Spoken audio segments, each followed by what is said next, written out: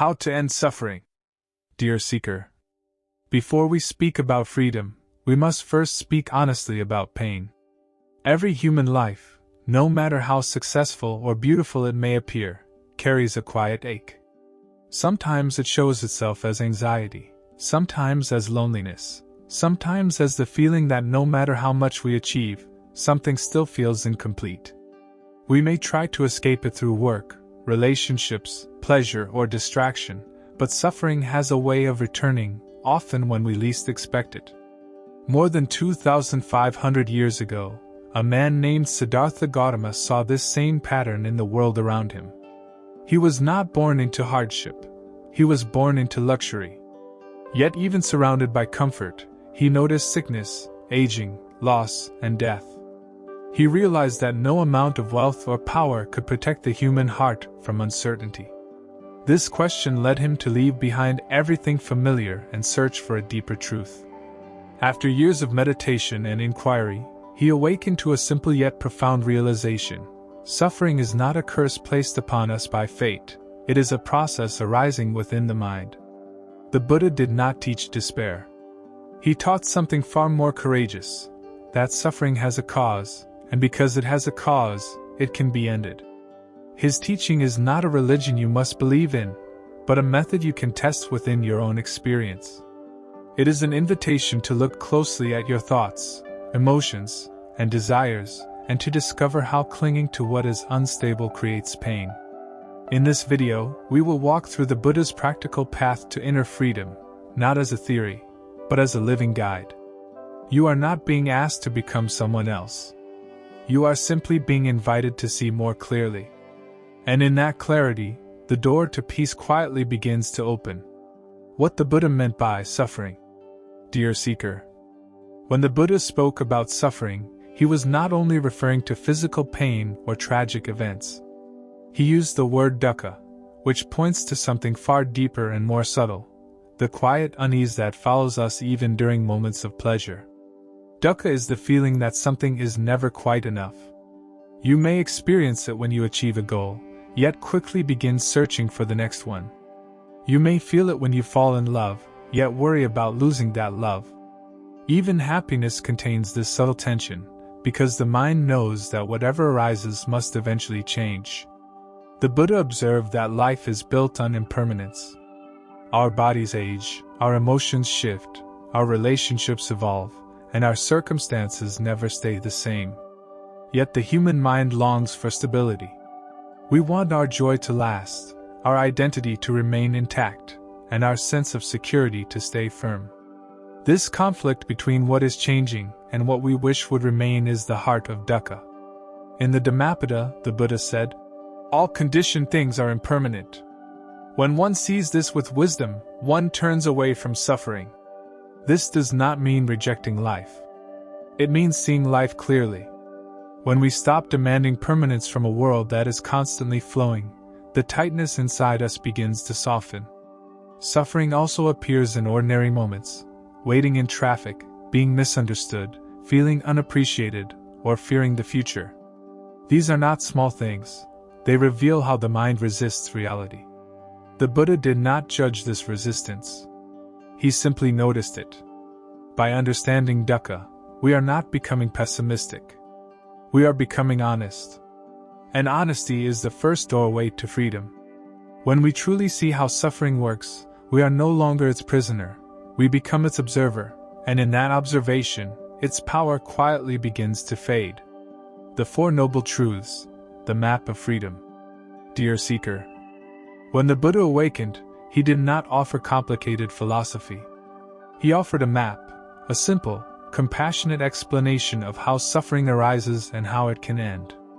This map is known as the Four Noble Truths, and it remains one of the most profound teachings ever given. The first truth is gentle in its honesty. There is suffering. Life includes stress, loss, disappointment, and emotional pain. The Buddha did not say that life is only suffering, but he acknowledged that no human life is free from it. This truth invites us to stop pretending that everything must be perfect in order for us to be at peace. The second truth reveals the cause of suffering, craving, or tanha. This craving appears as wanting what we do not have, clinging to what we do have, and resisting what we do not like. We crave pleasure, security, recognition, and certainty in a world that is always changing. The Buddha saw that it is not the change itself that hurts us, but our refusal to accept it. The third truth offers deep hope: suffering can end. When craving and attachment dissolve, the heart becomes free. This freedom is called nirvana, not a place, but a state of inner peace that is no longer shaken by fear or desire. The fourth truth shows us the way forward. There is a path that leads to this freedom. This path is not about blind faith, but about careful observation of the mind and heart. By understanding how suffering is created, we can also understand how to release it. The Four Noble Truths are not meant to be memorized. They are meant to be lived. Each time you notice craving in your own mind, you are standing at the doorway to liberation. The real root of pain, attachment to the self. Dear seeker, the Buddha's deepest and most revolutionary insight was this: suffering does not come from the world, it comes from our attachment to the idea of a solid, permanent self. We usually think of ourselves as a fixed identity, a name, a body, a story, a personality. We say, "This is me," and "That is mine." My success, my failures, my reputation, my past, my future. Yet when the Buddha looked closely through meditation, he could not find any permanent self at all. He found only changing experiences, thoughts arising and fading, sensations appearing and dissolving, emotions coming and going like waves. In the Enlightenment Sutta, the Buddha taught, "This is not mine. This I am not. This is not myself." He was not denying our existence. He was pointing to something liberating. We are not trapped inside our thoughts, our emotions, or our roles. They are events in awareness, not who we truly are. Suffering arises when we cling to these passing experiences and try to build an identity from them. We suffer when our image is threatened, when our body changes, when our plans fail, because we believe that these things define who we are. But if the self is a flowing process rather than a solid thing, there is nothing permanent to defend. When this truth is seen directly, something softens. The fear of loss weakens. The need to control relaxes. Life becomes less of a battle and more of a dance. The Buddha did not ask us to destroy the self. He asked us to see through the illusion of it. And in that seeing, a great burden quietly falls away. Mindfulness, the key that unlocks freedom. Mindfulness is not about controlling the mind or forcing it to be calm. It is about gently observing what is already happening, the breath, the body, the thoughts, and the emotions, without judgment or resistance. When you sit quietly and notice a feeling of anxiety, sadness, or restlessness, you are beginning the work of liberation. Normally, when a painful emotion arises, we immediately react. We try to push it away, distract ourselves, or judge it. But the Buddha discovered that what we resist grows stronger. What we observe with clarity begins to change. When you say, "I am angry," the anger feels solid and personal. But when you say, "There is anger," something shifts. The emotion becomes an object of awareness rather than your identity. This small change opens a space of freedom between you and the feeling. Thich Nhat Hanh described this beautifully when he wrote, "Feelings come and go like clouds in a windy sky. Conscious breathing is my anchor." Through mindful breathing, we remain present as experiences arise and fade, without being swept away by them. Mindfulness reveals impermanence in real time. You see that every sensation, thought, and emotion changes if you simply allow it to. In this seeing, the mind stops clinging so tightly. This is why mindfulness is not just relaxation. It is insight. And insight is the doorway through which suffering gently releases its grip. The Eightfold Path, Buddha's practical training system. Dear seeker, the Buddha understood that insight alone is not enough. The mind, the heart, and our daily actions must all be trained together. This is why he offered the Noble Eightfold Path, not as a set of beliefs, but as a complete system for transforming how we live and how we suffer. The Eightfold Path begins with right understanding, which means seeing clearly that suffering has causes and that those causes can be released.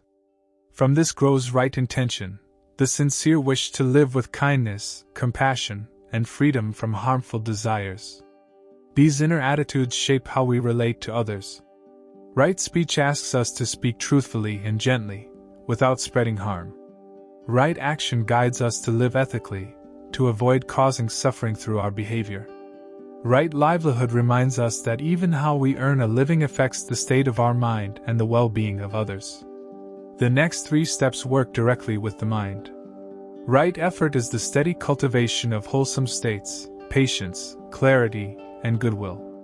Right mindfulness is the continuous awareness of what is happening in the body, feelings, and thoughts.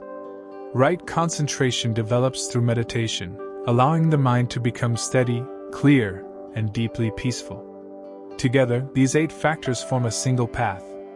They are not steps you climb one by one, but qualities you grow simultaneously. As you live more ethically, the mind becomes calmer. As the mind becomes calmer, insight deepens. As insight deepens, craving loosens.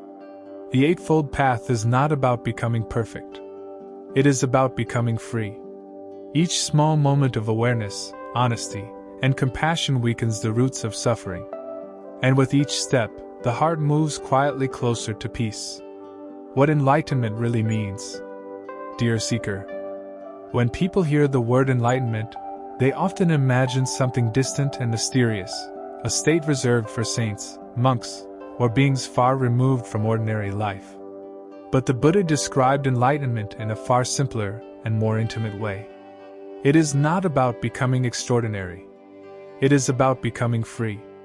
Enlightenment, or nirvana, means the end of compulsive craving, fear, and self-centered grasping.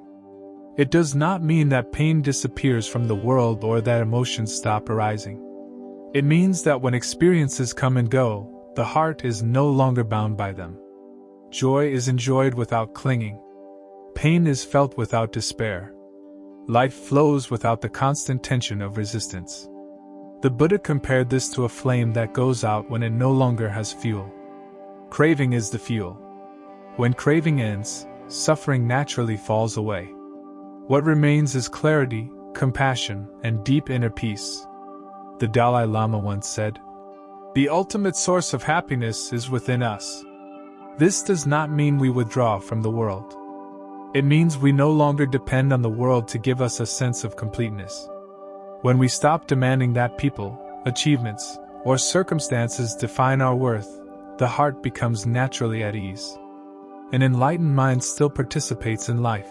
It loves, it works, it speaks, it cares, but it no longer clings. It knows that everything is impermanent, and instead of fearing this truth, it finds peace within it. This freedom is not something you must wait for. Each moment of awareness, each act of kindness, and each release of attachment is a small taste of enlightenment.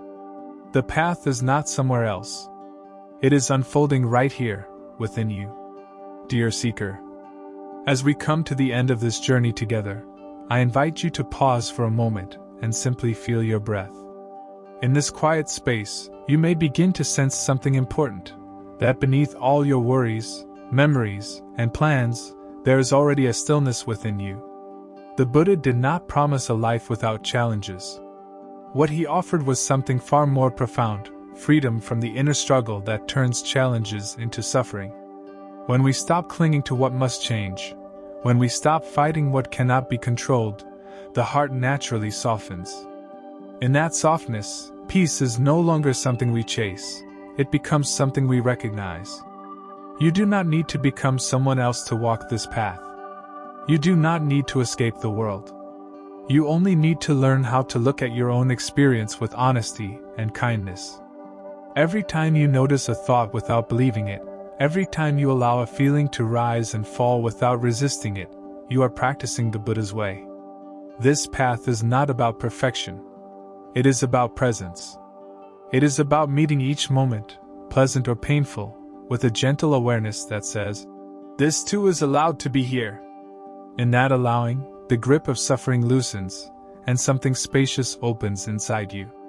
If this teaching has touched you, please carry it quietly into your daily life, into your conversations, your work, your moments of stress and joy. Let mindfulness become your companion.